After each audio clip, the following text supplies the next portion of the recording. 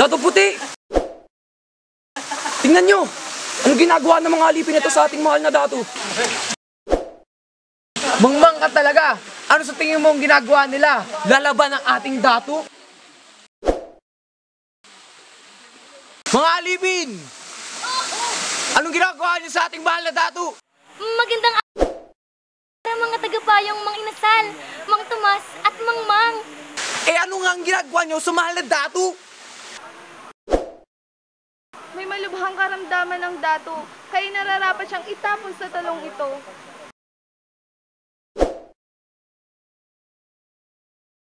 Kaya ba'y tatapon nyo siya? Para isa sa inyong pumalit sa kanyang posisyon? Mali po ang iyong tinuran, mahal na Mang Mang. Ang ate pong dato ay mayroong karamdaman at minsan po ang aking apo ay nagkaroon ng ganitong karamdaman ng tulad ng sa dato. At nang nangyari iyon, ay itinapon din namin siya rito sa talon. At pag-ahon niya, ay tuluyan na siyang nakalakad at gumaling. Ibaba niyo ang mahal na dato puti! Ngayon din! Konghang! Kailangan natin ng tulong mula sa punong babaylan sa balangay upang ating malaman ng tunay na sanhi ng kanyang karamdaman.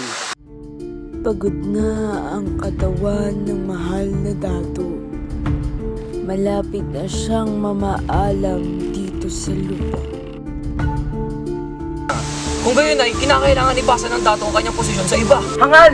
Hindi natin kinakailangan ng iba upang magsilbing dato ng ating balangay. Sapagkat nasasaad sa ating batas tagapagmana, ika-4 na seksyon ng Artikulo 23, na ang anak ng lalaking dato ang siyang susunod na magmamana ng posisyon nito. Ngunit Mang Tomas, masyado pang bata ang Ginoo upang pamahalaan ang ating balangay. Hindi pa sapat ang kanyang kaalaman at kakayahan.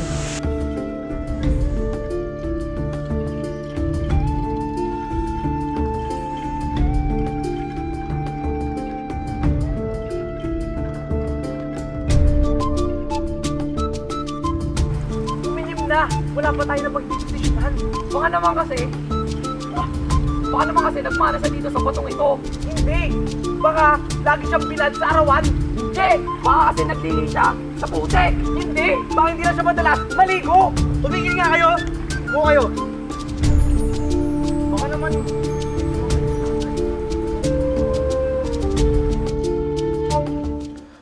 Wala man lang na pala sa pag-uusap namin ni Mang Tomas at yung mga Mang kagabi.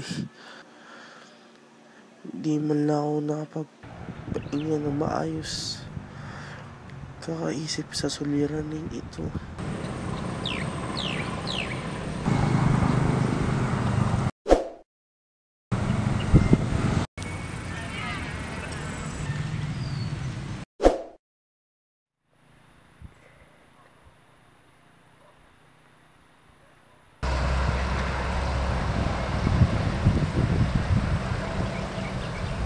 Mangawit, mangarap! Mang Inasal? Mangawit, mangarap! Mang Inasal! Mangawit, mangarap! Mang Inasal! Mang Inasal, anong masamang hangin na nagdala sa iyo rito sa aming banwa? Ano nangyari sa'yo? Mukha ka yatang nangangayayat, tila'y may bumabagabag sa iyong isipan. Narito ako upang ipakonsulta sa inyo ang aking suliranin. Ang dato, may malubha siyang karamdaman at malapit na siyang mamatay. Ngunit, may mas malala pa sa ating suliranin. Ano ang patong? Patong? Patong? Patong? Nasuliranin na ito. Ang mahal na Ginoo ay hindi ang tunay na Ginoo. Ano ang iyong sinasambit, Mang Inasal? Hindi ba't si Bawang ang kaisa-isa na tunay na anak na mahal na dato? Ang ibig mong sabihin na ang mahal na Ginoo ay hindi tunay na lalaki? Hindi yan ang ibig ko sabihin. Ang mahal na Ginoo ay hindi ang tunay na anak ng dato. Nagpulong kami kagabi ni Mang Tomas at Mang Mang. Marahil hindi niya ito tunay na anak sapagkat Di man lang ba sumagi sa inyong isipan na magkaiba ang kulay nilang dalawa? Tila kay babaw naman ang iyong dahilan, mang inasal. Mababaw man, malalim din mangarap. Ang kulay ay namamana sa iloy at baba. Kaya tanong kawangan na may timang Ginoo samantalang ang dato ay maputi. Ano ang iyong ibig iparating? Ibig ko iparating na ang ating banway na sa panganib. Maghihinay-hinay ka sa iyong sinasabi, mang inasal. Isang malaking kalapastangan ng paratangan ng mahal na dato. Ano ang iyong pruweba? Ilang dapat nating alamin. Kung ako inyong tutulungan, mapapatunayan ko tama ang aking paratang sa mahal na dato. At kapag nangyari yun, maaaring mapatalsik ang mahal na dato at isa sa atin ang maaaring mamuno sa Balangay Hinebra.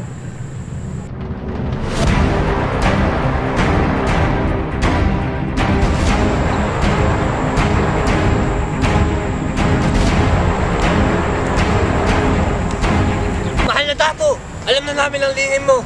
Paano mo nagawa ito sa iyong nasasakupan? Nabubuhay ka para sa sarili mong interes?